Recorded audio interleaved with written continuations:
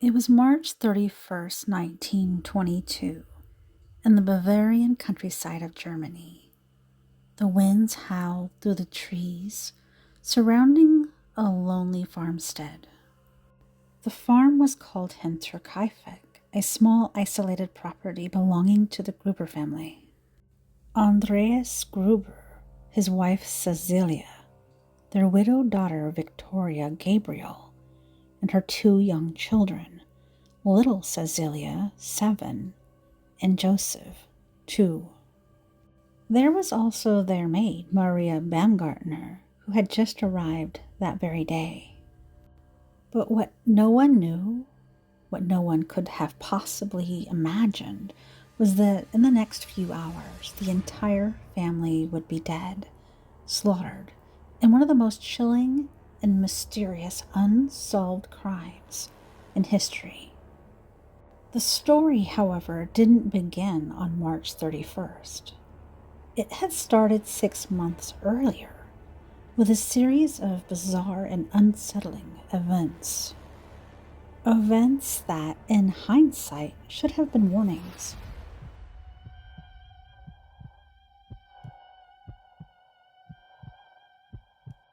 Andreas Gruber was not an easy man. He was harsh, controlling, and by many accounts, cruel to his family.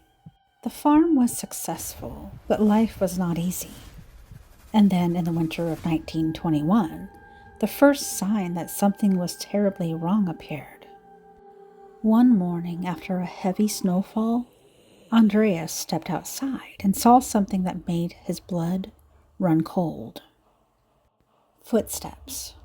Distinct, deep prints, leading from the edge of the forest straight to the farmhouse. Here's the disturbing part. There were no tracks leading away. Whoever made those footprints never left.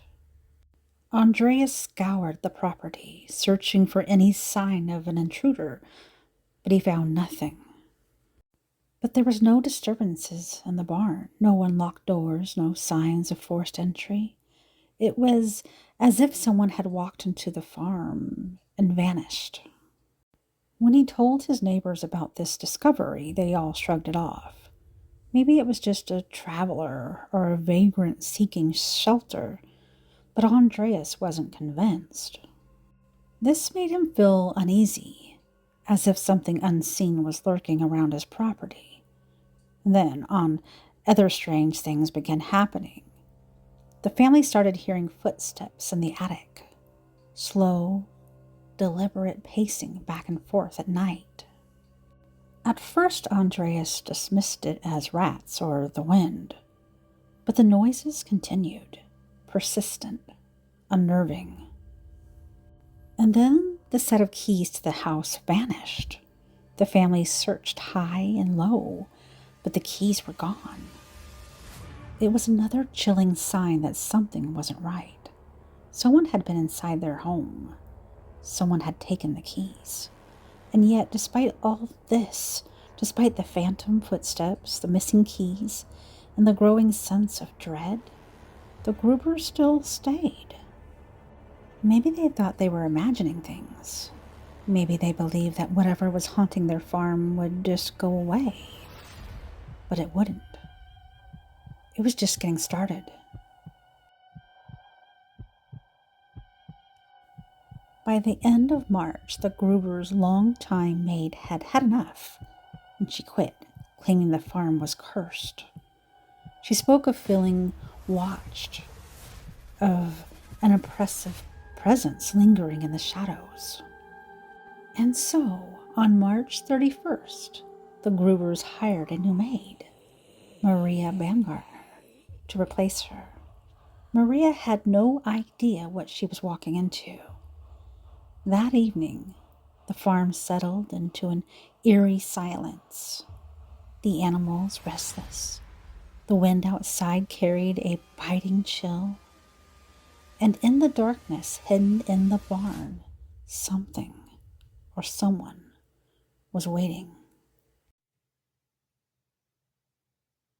Meanwhile, rumors swirled in the village that Joseph wasn't the child of her late husband, but rather the result of an unspeakable relationship, one between Victoria and her own father, Andreas.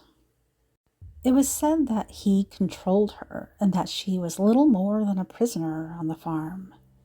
The townspeople had suspicions, but no one dared to interfere.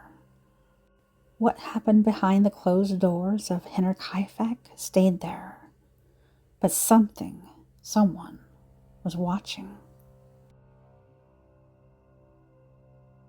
One evening, Victoria confided something to a neighbor. She and her father had found newspaper lying on the porch, one that neither of them had purchased. It was from Munich, a paper no one on the farm subscribed to, but where had it come from, and who had left it there? And then, something even stranger. Victoria had been trying to leave Hinterkaifeck for years. She had seen a way out, and his name was Lorenz Schlittenbauer, a farmer from a nearby village. He was a widower himself, and at one point, he had been romantically involved with Victoria. In fact, he had once claimed to be little Joseph's father. Whether or not that this is true, no one could say for certain. But what was clear was that Victoria wanted a different life. She wanted to leave. She even went to the church and tried to withdraw money so she could start over somewhere. But she never left. Instead, she stayed on the farm with her father, with the secrets, with the footsteps in the attic. And on March 31st, 1922, she would pay the ultimate price for it. By that morning, the strange occurrences at Hinterkaifeck had reached a breaking point. The noises, the missing keys, the footsteps that appeared and never left. It all felt like something creeping in, something getting closer. But life on a farm doesn't stop for fear. And so, that morning, despite the unease hanging over them like a cloud, the Gruber family carried on. Andreas tended to the animals, muttering under his breath about the state of things. Cecilia, ever silent, moved about the house, trying to ignore the weight pressing down on her chest. And Victoria, always somewhere between hope and despair, fed her little son Joseph and her 7-year-old daughter, Cecilia. Little Cecilia hummed to herself at the table, kicking her legs beneath her chair. It was just another day. At least that's what they all thought. Maria Baumgartner wasn't supposed to be there. She had taken the job at Hinterkaifeck reluctantly, at the insistence of her sister.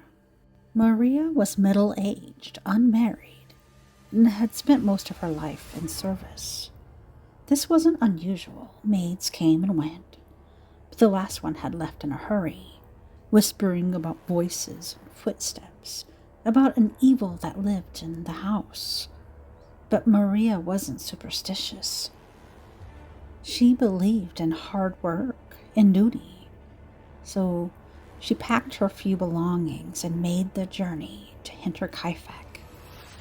Her sister traveled with her, making sure that she arrived safely, walked her to the door and hugged her tightly, and then turned to leave. As Maria stepped inside, something flickered in her sister's chest. A tightness, a hesitation. She didn't know why. She didn't know that she would never see her sister again. As night fell over the farm, the cold settled in. The animals shifted restlessly in the barn, and the wind rattled the old wooden shutters. And then a creak. The barn door, heavy and stiff with age, shifted slightly. A gust of wind? A trick of the light? Or something else? Inside the house, the Grubers prepared for bed.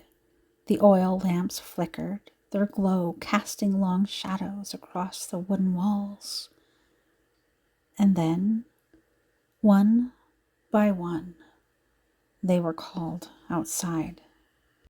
It's unclear who went first. Some say it was Victoria, drawn by a sound, by something unusual in the barn. Maybe she heard a rustling, a low groan from the animals. Maybe she grabbed a lantern and stepped outside, calling out, her voice swallowed by the cold. Maybe she wasn't afraid at first. Then Andreas followed, then little Cecilia, then the elder Cecilia. One by one, they entered the barn, and one by one, they never came out. What happened inside that barn is still a mystery, but what we do know is that sometime between dusk and dawn, an unseen force, a brutal, merciless presence was waiting in the darkness. Waiting with a mattock, a farming tool sharp and heavy, designed to break the earth. And in the silence of that cold March night, the Grubers were struck down, not once, not twice, but over and over again. Their skulls cracked, their bones splintered. The two women were strangled and then hit in the head with a mattock. Two different ways of murdering.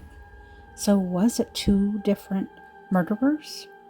Or one with a vengeance for women?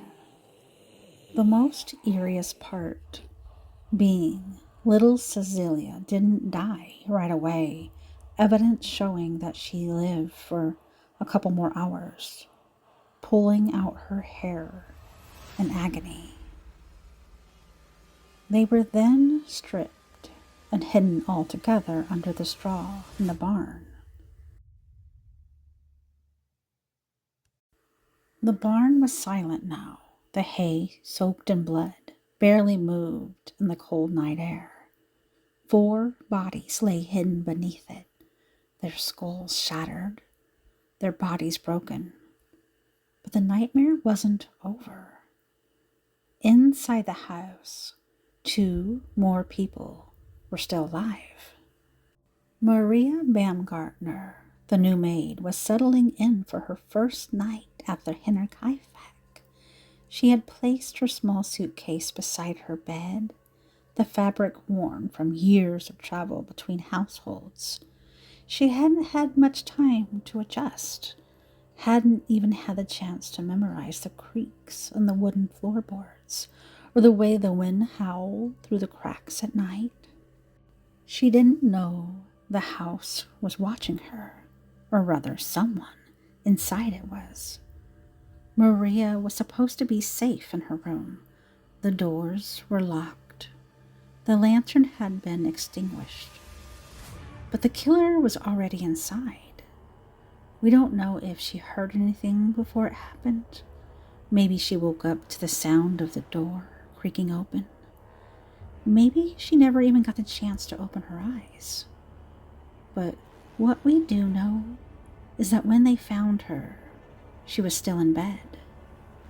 The killer had come for her there, creeping into her room, standing over her, possibly as she slept. Then, with the same mattock used to slaughter the others, they brought it down onto her skull. 1, 2, 3 brutal, crushing strikes. The bed soaked in red, the pillow muffled the sound. And just like that, Maria Baumgartner, who had been alive for only a few short hours at Hinterkaifeck, was dead.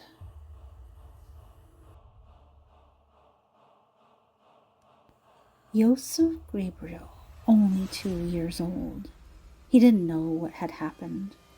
He didn't know that his mother, grandparents, and his sister were lying in the barn. He didn't know the new maid, the one who had barely spoken to him that evening, was now motionless in the next room. All he knew was the warmth of his crib, the flickering of the last lantern, and then a shadow, a figure moving toward him in the dim light, their breathing slow and steady, patient. The killer lifted the mattock one last time and brought it down, and just like that, Henner Kaifek was silent. The murders weren't discovered right away. In fact, no one knew for days. Henner Kaifek was a farm that ran on routine. The groupers weren't social, but they were reliable. Neighbors were used to seeing smoke rising from the chimney. Victoria was expected at church. Andreas was supposed to bring milk to town. But that weekend the farm sat in eerie stillness. No movement, no noise. And yet the animals were still fed. The cows had been milked. Smoke had been coming from the chimney. Someone was there. Someone had stayed in that house, living among the bodies. Who? And why?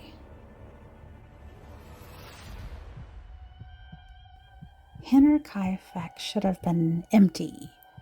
6 people had been brutally unalive, struck down in the dead of the night by an unseen hand.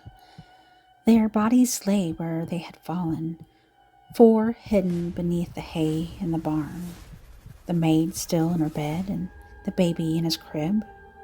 By all logic, the farm should have been a place of death, but instead, in the days that followed, it became a house of the living. Someone was still in there. The first sign that something was wrong came on Saturday, April 1st, the day after the murders. That morning, 2 coffee salesmen, Hans and Eduard Skorovsky, arrived at the farm to take an order from the Grubers.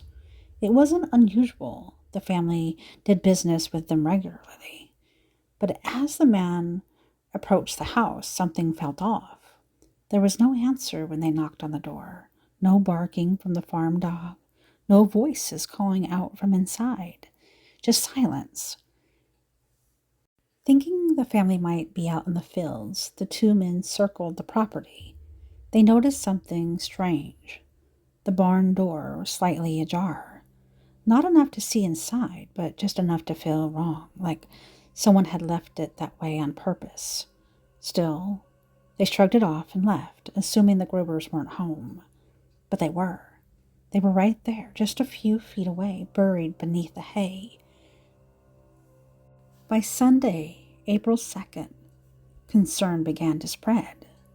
Cecilia, the 7-year-old girl, hadn't shown up for school. Victoria hadn't been at church for choir practice. The family's milk hadn't been picked up for delivery. Something was wrong.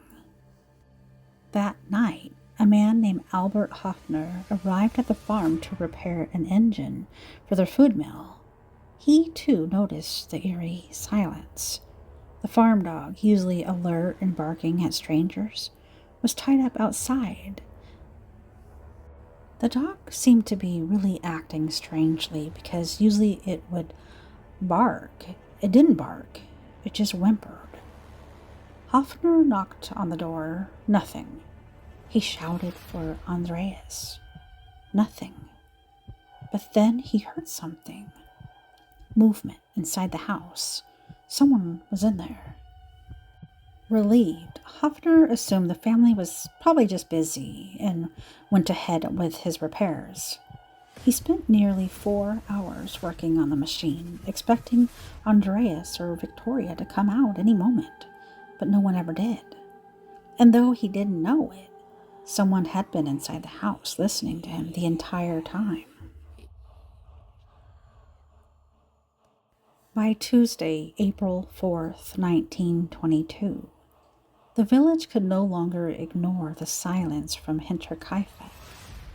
A search party was formed. Neighbors, farmers, and the town's mayor all set out toward the farm. They had no idea what they were about to walk into. The men entered the barn first. Air was thick with the rotten stench of blood. At first they saw nothing, just hay scattered, uneven. But when one of the men nudged a pile with his boot, a hand flopped out from beneath it. So they started digging, and one by one, the Grubers were pulled from the hay. Their faces unrecognizable, their skulls caved in. Panic set in. They rushed into the house, calling out maybe, just maybe, someone had survived. But then they found Maria Baumgartner lying in bed in a pool of blood. And finally, in the nursery, they found the smallest victim, Yosef, the baby.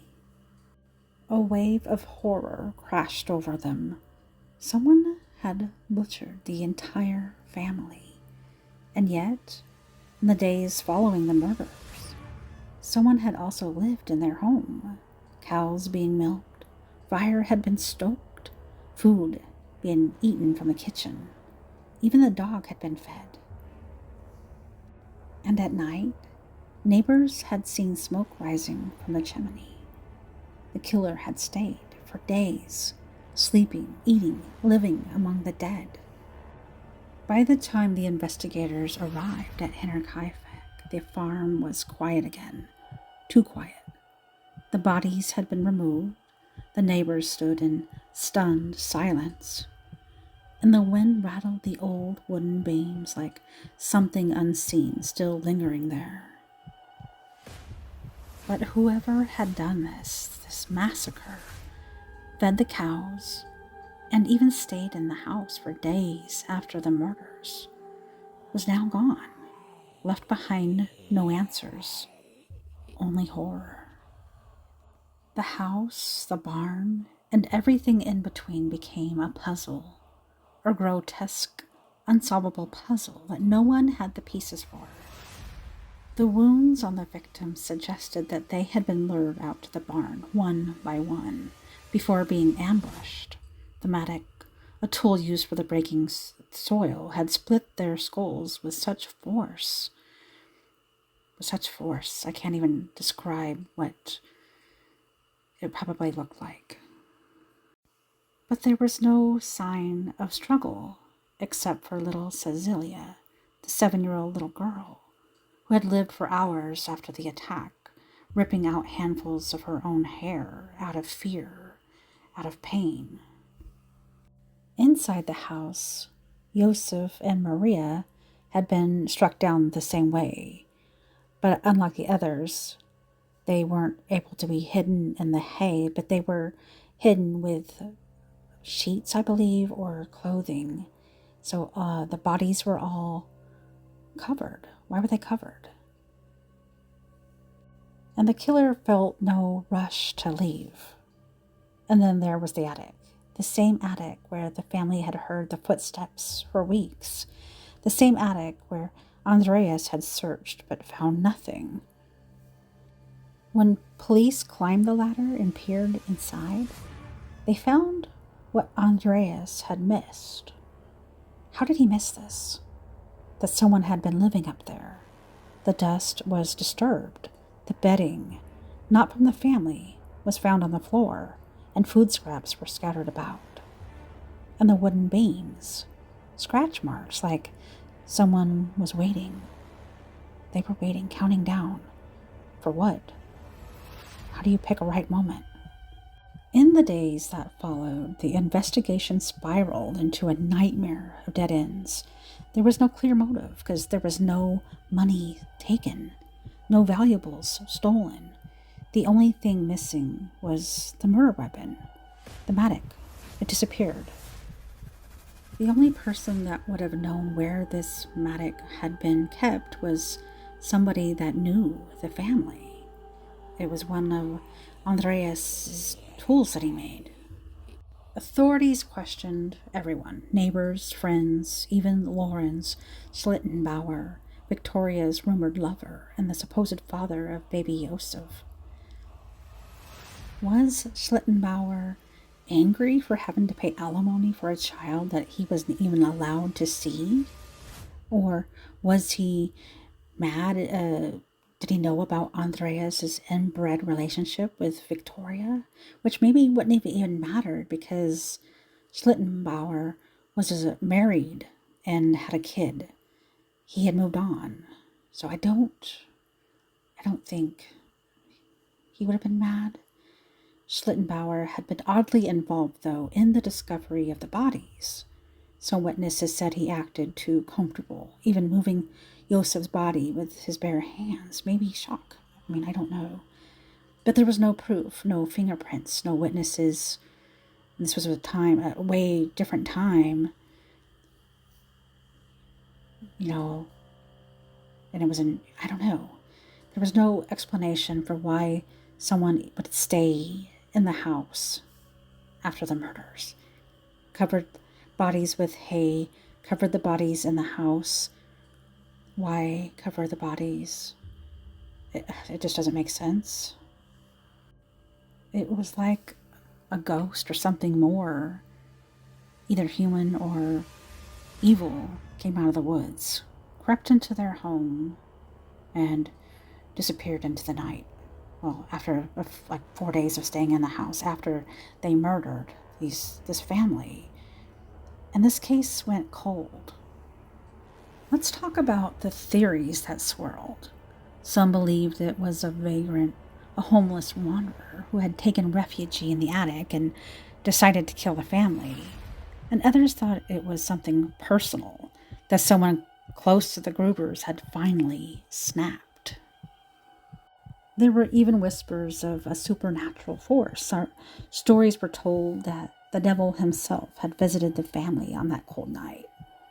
Over 100 years later, after countless investigations, suspects, modern forensic techniques, the Hinterkaifeck murders still remain unsolved.